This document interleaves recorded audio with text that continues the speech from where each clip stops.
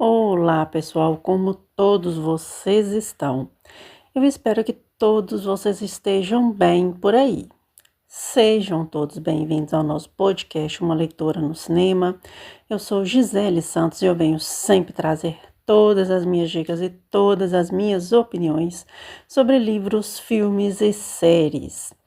E todos vocês nos acompanham pelas plataformas de áudio, também pelo YouTube. Muito obrigada mais uma vez a todos que estão conosco neste momento.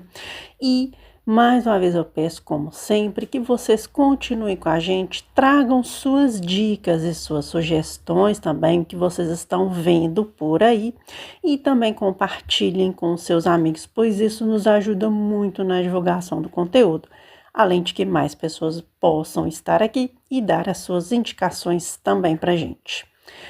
Bom, é o seguinte, essa semana a gente continua aí com as nossas indicações, lembrando que agora em julho a gente dá uma pausa, tá?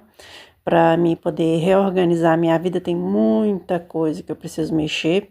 E depois, no início de agosto, a gente retorna com mais dicas, mais coisas, além de que nós temos Sandman para a gente falar, e a gente vai falar sobre ela no início de agosto. Ela volta agora em julho, em 3 partes, e em agosto a gente fala sobre ela por aqui com vocês. Mas nós vamos agora, nessa semana, dar as nossas indicações de séries e de filmes mais uma vez. Essa semana a gente não vai ter indicação de leitura, porque eu não consegui terminar o livro que eu tô lendo aqui. E realmente eu vou esperar um pouquinho mais para frente para a gente dar essa indicação para vocês. Um livro bem bacana que eu tô lendo aqui e mais à frente ele chega aqui numa resenha para vocês. Então vamos começar com as nossas indicações de séries da semana. Uma delas é uma animação muito boa. Não me lembro se eu falei sobre ela, mas eu acredito que não. É uma animação mais recente, disponível na Netflix, se eu não me engano, acho que na Netflix ou no Disney. Eu agora fiquei meio perdida aqui, mas geralmente na Netflix. E tem uma nova série Marvel que está disponível no Disney Plus. Serão 6 episódios. E nós vamos falar sobre ela. A gente vai conversar sobre ela, que é uma série que eu falo que o universo cinematográfico da Marvel, em breve, eu quero rever alguns filmes para a gente trazer, mas eu acho que nós temos que ter um certo cuidado para falar, porque tem muita coisa que não está acompanhando os quadrinhos. Então, tenha bastante paciência em alguns pontos, porque realmente aquele boom maravilhoso da Marvel que teve naqueles anos ali com a saga do infinito, aquilo ali não vai acontecer mais, tá? Ali realmente a gente tem que se certificar que isso não vai acontecer novamente, que aquilo é uma vez em cada tempos em tempos que acontece. E eu acredito que não vai acontecer novamente, mas quem sabe, né? Nós temos aí The Superman vindo em julho, a gente pode, quem sabe, esperar, né, por ele aí, mas nós vamos falar aqui dessa série da Marvel. É a série da Rikiri, né? Seu cachorro é latino, mas vamos relevar, né? Mas é a série da Rikiri, que é uma cientista que ela vai descobrir ali um metal e ela então produz uma armadura para que ela possa então explorar esses universos atrás de pegar essa armadura, esse vibranium, né? Tipo adamanto, e ela poder utilizar de maneira para o bem, digamos assim. Essa, então, digamos, é uma sinopse básica de Coração de Ferro. É uma série, assim, que eu vejo até de forma positiva, tá? Assim, eu não terminei de ver a série ainda, eu vi só os 3 primeiros episódios. Eu falo assim, é uma série que você lembra muito da série do Pantera Negra, você lembra muito desse universo do Pantera Negra, uma vez que ela é uma jovem de ascendência africana, e linda essa atriz, eu acho ela super bonita também, eu acho isso mesmo, Mas o que que acontece? Você vai ver muito parecido com o próprio Homem de Ferro, né? Uma história um pouco parecida com a história do Tony Stark também. Claro que é uma série que não está agradando todo mundo. Tem gente que está gostando, tem gente que acha o diálogo muito pobre. Eu acho aqui que é realmente assim muito mais do mesmo, mas é uma série que tem ali uns pontos até positivos, tá? Assim, a própria história da Rikiri, ela é uma história bem interessante, tá? Ela é uma história muito interessante. Mas também, assim, não é algo que vai mudar a roda como um todo, tá? É realmente, assim, uma história muito mais do mesmo. Mas eu acho, assim, que não é a pior coisa que a Marvel criou, não. Tem, assim, alguns aspectos bem positivos com relação à série. Na verdade, eu até errei o nome do metal, é o Vibranium, tá? Então, eu acho que essa construção dessa personagem, da Riri, falando o nome dela errado também, é Riri Williams, eu acabei emendando o nome. Mas essa questão dessa dualidade entre ela ser uma cientista e com esse, digamos, antagonista ali que ela acaba enfrentando e que quase faz ela virar uma antagonista, eu acho que é algo assim que pode até cansar algumas pessoas. Mas eu também não acho que é uma série tão ruim assim. É uma série que sim, você tem que ter bastante descrença em alguns pontos, mas que no geral é uma série boa de acompanhar. Não é excelente, mas é uma série bem boa. Tem aspectos ali que você não vai agradar mesmo, mas ela tem sim seus lados bem positivos. Eu achei ela uma série bem interessante, mas claro, tem outras coisas da Marvel que são bem melhores do que ela. E assim, é uma série que vocês podem ver até o final da temporada, vão ser 6 episódios. Eu acho que ela pode também ser dividida em 2 arcos, tá? Esse arco desses 3 primeiros e o arco dos outros 3 episódios. Mas, no geral, é uma série bem ok, não é também algo tão sensacional. Honestamente, não esperava muito dela também. Às vezes é por isso que eu achei ela uma série interessante. Eu não esperava muita coisa dela. Mas tem, sim, os seus pontinhos ali de coisas bacanas que ela pode te entregar de entretenimento, se a gente pode dizer assim.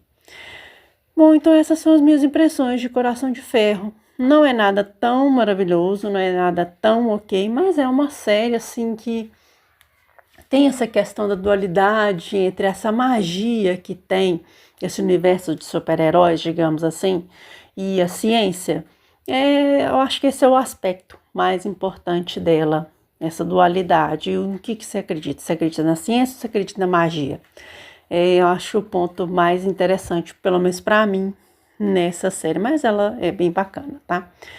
Como segunda indicação de série da semana, a gente vai falar de uma animação, deixou todo mundo bastante empolgado. Eu particularmente sou uma fã da franquia Predador, tá? Eu acho que ele é um tipo de antagonista muito rico, sabe? Ele tem uma coisa que você consegue explorar muito dessa franquia. Então aqui é essa animação sensacional na minha opinião, tá? É uma animação muito boa. Vão ser assim 3 histórias assim que se entrelaçam aqui e a gente vê que essa raça de predadores, eles estão de olho na nossa espécie humana há muito mais tempo do que a gente imagina. Então, como segunda indicação de série da semana, a gente vai falar de Predador, Assassino de Assassinos. Essa já está disponível no Disney Plus, tá? Uma série sensacional, uma animação muito boa mesmo, tá? E a gente vai ver esse predador em 3 tempos diferentes aqui. A gente vai ver essa espécie de predadores, e não é só uma. Quando você vê a animação, você vê que é mais de uma espécie de predador que está aqui vindo novamente. Então a dinâmica geral é a mesma dos filmes, inclusive é o mesmo diretor do filme A Caçada, aquele último Predador, Prey, que eu gosto bastante também. Aliás, eu acho o primeiro o melhor deles e o Prey, na minha opinião, é o segundo melhor de todos os outros. E aqui nós temos coisas sensacionais para acompanhar dessa história. Porque como eu comecei, a gente vai ver a história ali dos vikings, ele uma senhora, vou dizer senhora, uma combatente extremamente forte, muito habilidosa, e aparece ali um predador que tenta caçá-la e pegá-la, sabe? E aí você vê ali as cenas, a animação em si é um desbunde, tá? Lindíssima. Claro que o diálogo não é uma coisa que você vai considerar na franquia Predador, porque, aliás, é uma franquia que a parte de cenas, a parte de coreografia, a parte de ambientação é uma parte mais rica do que a parte de diálogos. Eu sei, todos os filmes Predador são assim, diferente da franquia do Alien, que o Alien, dependendo do panorama que o filme colocar, ele vai te agradar ou vai te desagradar. Aí nós temos a franquia para provar isso, né? E depois tem uma segunda história, que é uma história no tempo dos samurais, né? E tem ali um samurai extremamente habilidoso ali nas suas táticas, e vem um outro tipo de predador tentando pegar essas presas, e sempre é a mesma ideia, pegando essas presas para levar para aquele planeta dos predadores para que eles possam ser caçados lá, tá? E depois nós temos um outro predador que aparece nos tempos da Segunda Guerra Mundial. Ele aparece para um jovem que estava com muita vontade de entrar na aeronáutica, né? E ele então tenta sair desse predador. Quando você vê essa parte da tecnologia do que havia na Segunda Guerra para o predador, que tem aquela nave toda ultra tecnológica com relação ao tempo da Segunda Guerra, e o que esse cara tenta fazer para se salvar, é muito legal, gente. Assim, tem umas cenas aqui que você olha e fica abismada de tão bacanas que são todas essas cenas. Gente, relevem os barulhos porque tem menino chegando da escola, e a cachorra late na rua, enfim. E essa cachorra nem é daqui de casa, como eu já falei para vocês. Mas, enfim, continuando aqui a nossa resenha com barulhos externos, né? Infelizmente não tem o que fazer. A gente vê aqui essas três histórias se conectando, tá? Pode até ter uma parte ali, eu fiquei pensando se naquela parte tem uma parte ali que acho que ela me remete a um dos filmes. Eu só fiquei em dúvida se é o último filme, eu fiquei pensando se era o último filme. Mas eu achei uma história muito bacana. De novo, vou ressaltar aqui, para você relevar essa parte de diálogo, que o diálogo aqui não é a questão principal, é o como que esses três tempos, esses três predadores, essas três visadas presas vão se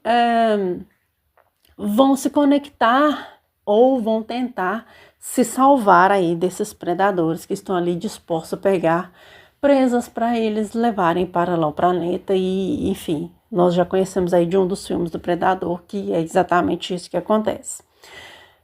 Tem muitos, você vai ver muito da franquia Predador aqui, não é algo tão aleatório assim, e vale muito a pena, tá? É uma experiência fantástica, na minha humilde opinião, e vale muito a pena, gente. Essa experiência, ela é maravilhosa e vale muito a pena o seu investimento. Esse já está disponível no Disney Plus, vocês podem conferir lá. Se eu tiver errado em alguma coisa aqui, na hora que eu colocar na descrição, eu explico direitinho onde eu errei, onde eu acertei. Mas aqui é um barato, tá? Vale muito a pena essa experiência de acompanhar. Então, gente, são as nossas 2 indicações de séries da semana. Coração de Ferro e também Predador, Assassino de Assassinos. Cara, como vale a pena ver isso aqui, tá? Você pode pegar aí um final de semana e assistir, você vai adorar ver isso aqui.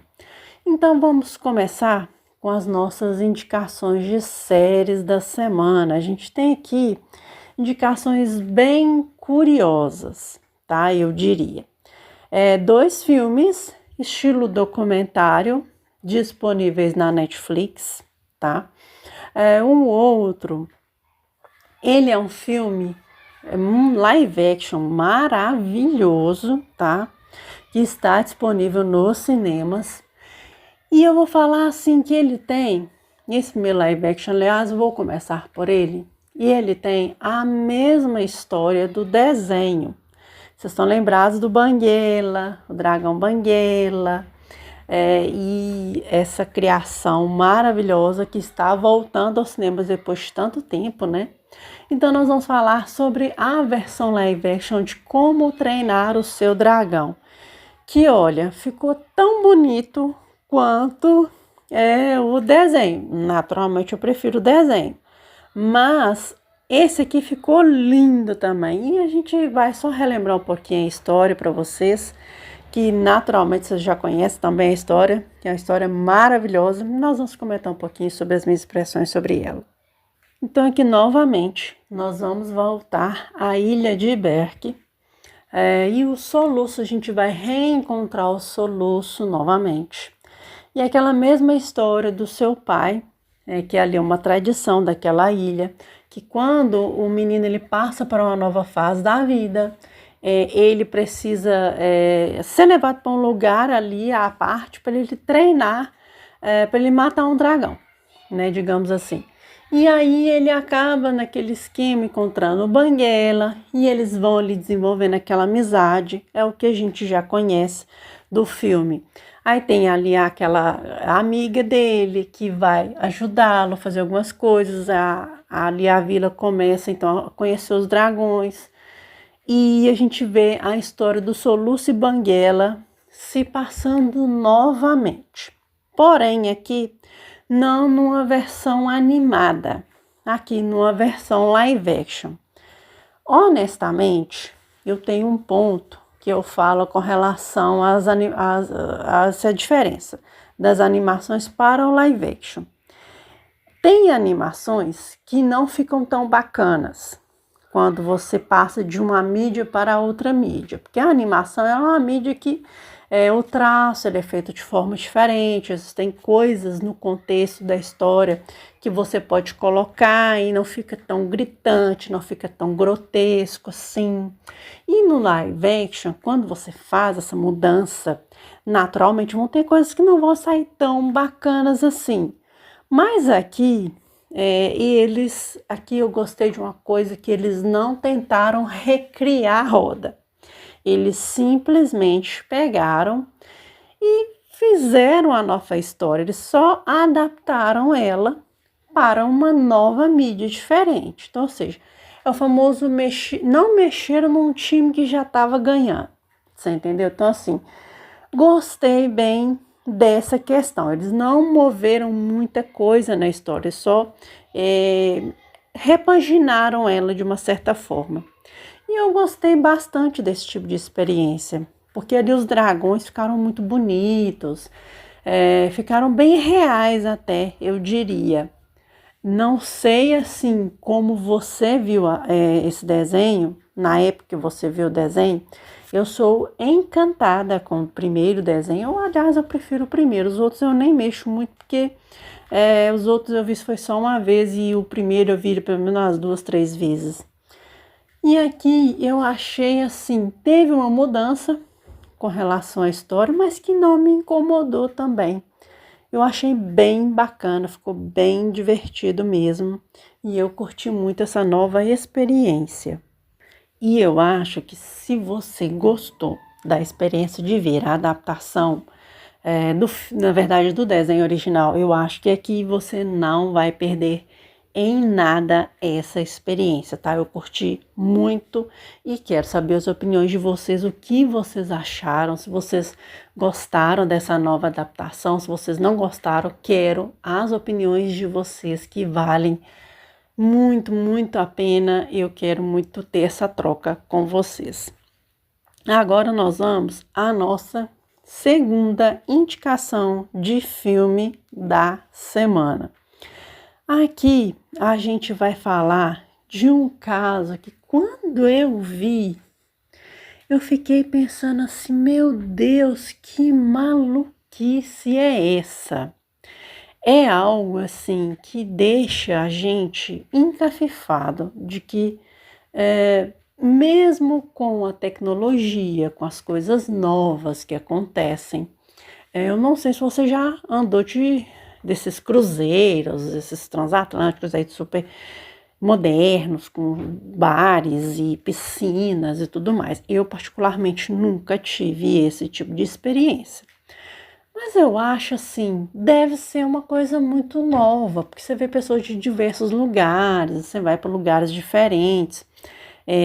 Eu acho que, dadas as devidas proporções, você deve ter várias experiências ali. Claro que você tem os pontos negativos, você vê gente mal educada, como em todo lugar, mas assim, eu acho que a troca de experiência deve ser uma coisa bem bacana. Mas eu acho que esse transatlântico dessa empresa aqui, eu não vou querer andar nela não, tá? Porque, menino de Deus, como que é isso? Bom, a Netflix, ela nos deu a oportunidade da gente tentar entender os dias do que aconteceu nesse transatlântico que aconteceu ali. E olha, eu fiquei encafifada de ver essa história aqui. Então eu vou falar de um nome que vocês vão entender o que eu estou dizendo. Nós vamos falar de Desastre Total, o cruzeiro eu vou colocar do número 2, porque, nossa, eu tô lembrando e tô pensando até agora, eu não sei, é algo muito estranho isso que aconteceu. Mas nós vamos falar sobre um pouco do que é a sinopse e as nossas impressões aqui para vocês. Bom, esse caso ele aconteceu em 2013 e foi o seguinte, tinha ali uma empresa desses cruzeiros que era a Carnival, e ela tinha esse cruzeiro, que era o Carnival Triumph, que ele sairia de Galveston, no estado do Texas. Ele iria passar pelo Mar do Golfo, né, ali do México, até Cozumel, no México, e voltaria até o porto onde ele havia partido. Mas o que aconteceu? Na parte que eles estavam voltando de Cozumel, deu uma fumaça ali na parte de trás do navio, e o pessoal ficou encafifado com aquilo. Tinha umas 4.000 pessoas nesse cruzeiro. E ali você vê várias histórias, ali você vai ver ali tanto os tripulantes, né? E as pessoas que estavam trabalhando ali nesse cruzeiro também. Muitos dos pagantes também ali estavam todos dando os seus depoimentos. E aí teve aquela fumaça, o pessoal ficou meio assim, encafifado, e tinha ali, ela tinha uma comandante desse cruzeiro, e ela assim, ela era que dava a voz para que passasse todas as coordenadas, né, assim, os eventos do dia.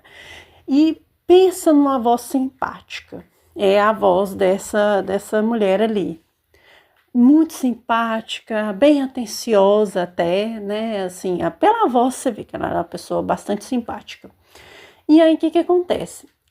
Depois desse, digamos, ali, daquela fumaça, aí foi se descobrir que foi um incêndio na casa de máquinas, só que esse incêndio, a princípio, ele provavelmente estaria sendo controlado, ele foi contornado, então daria para eles continuarem a viagem de Cozumel, voltando, né, pelo mar do Golfo do México até chegar ao Texas novamente. Mas o que acontece é que depois disso acabam-se todas as luzes e aí se descobre que esse incêndio ele foi pior do que imaginava, porque ele queimou a parte elétrica. Então, ou seja, não tinha um ar-condicionado mais, não tinha energia elétrica, e também os banheiros, eles funcionavam através desse sistema elétrico. E aí, sem banheiro funcionando, a gente já sabe o que isso vai virar. Virou um pandemônio, digamos assim. Porque aconteceram de tudo que não devia acontecer no transatlântico, acabou acontecendo nesse dia. E ficaram ilhados por alguns dias ali no mar, até um rebocador poder chegar e conseguir rebocar o navio até a região que ele deveria ir. Só que ele teve que ser rebocado para outro lugar, porque com eles ficarem à deriva, eles meio que saíram da rota original. Então eles foram parar em outro lugar. Gente, eu imagino o pânico que esse povo viveu, porque tem umas coisas ali que aconteceram que você fica horrorizado. Olha, eu não quero viajar nessa empresa nunca, porque é algo que você não espera acontecer. Como é que faz numa situação dessa? Mas aqui tem algo legal que aconteceu que a gente precisa ressaltar, é o quanto que a equipe de tripulação foi importante para não causar tudo um pandemônio total, porque eles foram sim bastante atenciosos com o pessoal. Na medida do possível eles conseguiram contornar algumas coisas e outras tentar acalmar a galera. E assim, tanto que quando o navio foi rebocado e voltou para o outro porto, né, que ele foi rebocado, eles até foram muito elogiados, né, e depois se descobriu que essa empresa teve outros problemas com outros navios, então não foi a primeira vez que isso aconteceu.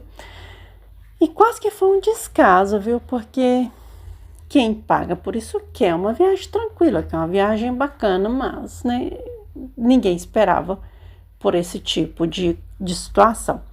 Mas é uma série bem curiosa para a gente tentar ver até onde vai a nossa percepção com relação às coisas na nossa volta e como a gente se vira em situações complexas, tá? Teve umas coisas bem curiosas aqui que aconteceram. Então essas são as nossas opiniões sobre Desastre Total. Vocês já viram essa minissérie, se curta na Netflix? Minissérie não, filme, documental. Me diga suas opiniões se você viajaria nesse tipo de transatlântico. Essas são as minhas opiniões para vocês. E por último, mas não menos importante, depois de uma pausa, para me poder dar uma resolvida em outras pendências aqui, nós vamos falar de mais um filme documental, gente, que e também está na Netflix. É um filme sobre um incêndio que aconteceu em 2017, que resultou no falecimento de 72 pessoas ali em Londres, numa torre tinha ali é uma torre residencial, na verdade, aqueles prédios assim no formato de torre. E nós vamos falar sobre o documentário Torre Eiffel, a verdade por trás do desastre.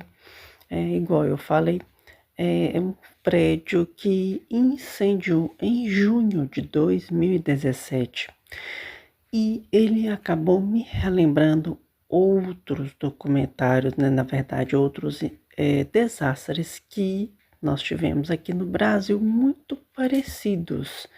Um deles foi até mesmo aquele incêndio na Boate Kiss, devido a um tipo de material que estava na estrutura do prédio, ali do lado de fora, na verdade, né, desse prédio, que é uma estrutura que envolve plástico, uma estrutura que era extremamente inflamável.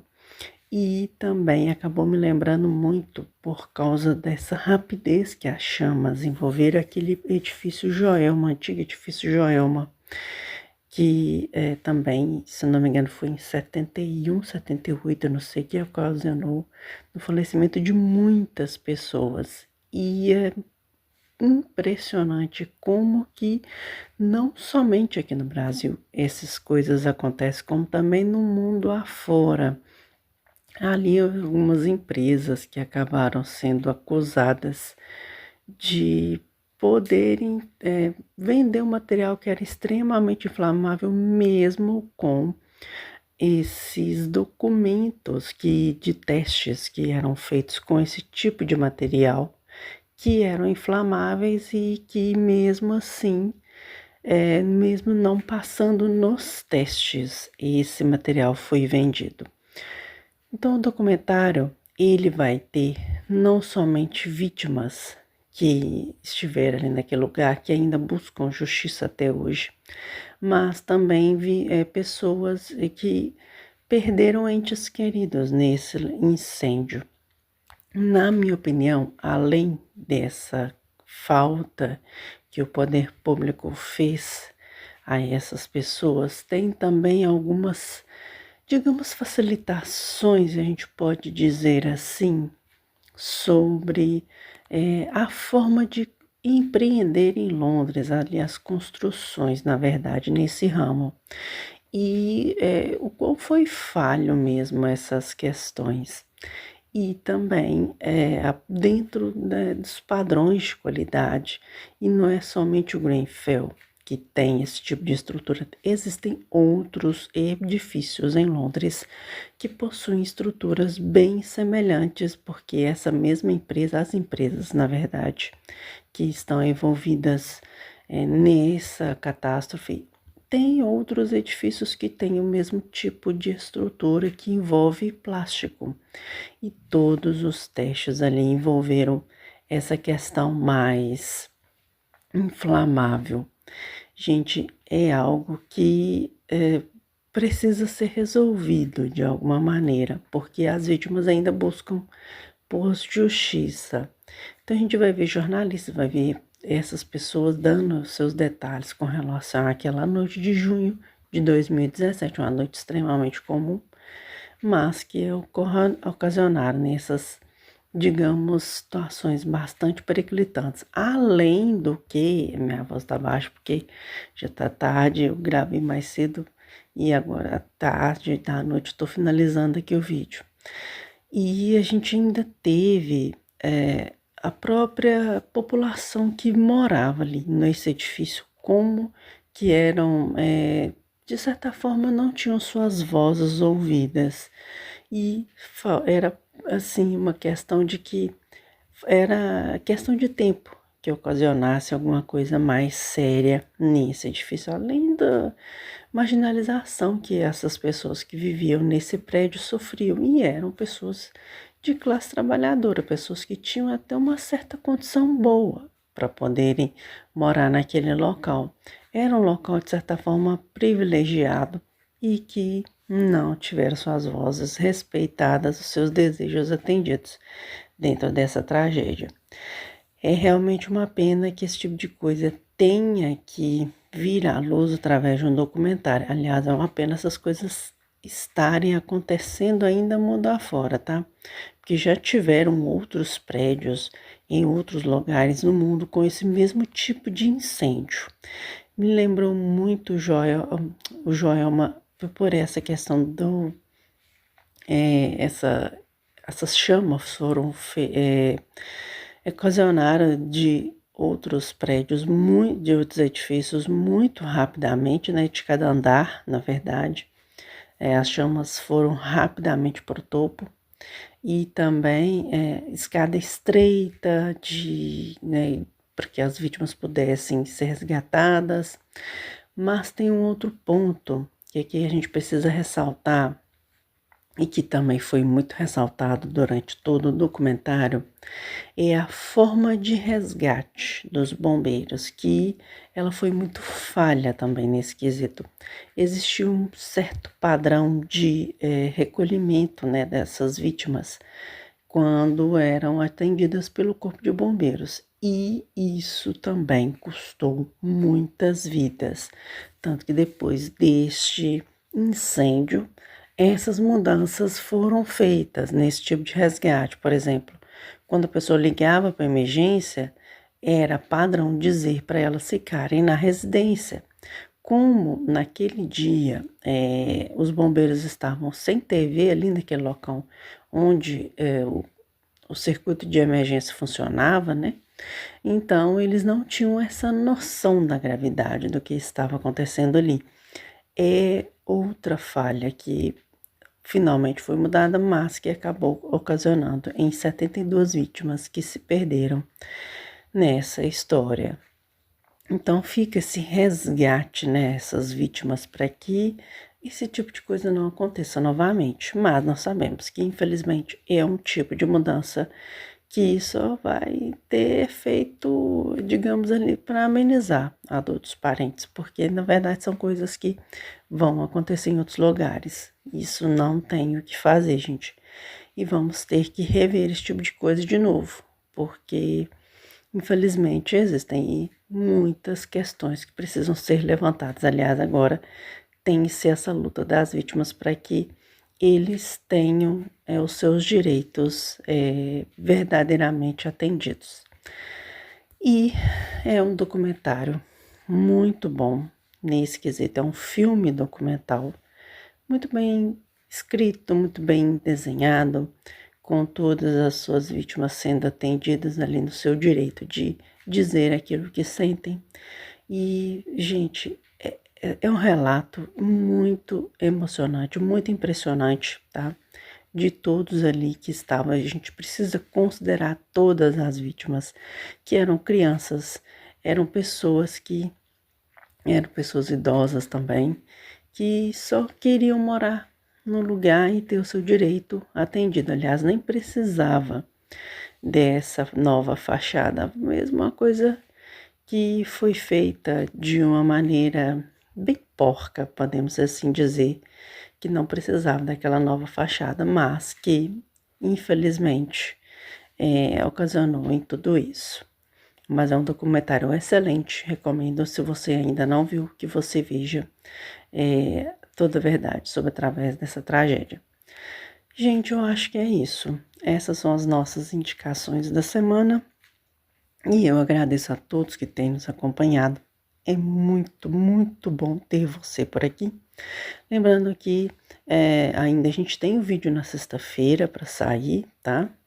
Mas a gente vai finalizar mesmo as nossas gravações durante essa semana. E depois a gente volta somente no início de agosto. Eu preciso dessa pausa porque tem coisas que eu preciso resolver e não tá fácil para mim gravar aqui, mas em breve a gente volta e tem muitas coisas mais para a gente continuar gravando. Então, muito obrigada a todos que têm nos acompanhado. Que Deus abençoe a vida de cada um de vocês.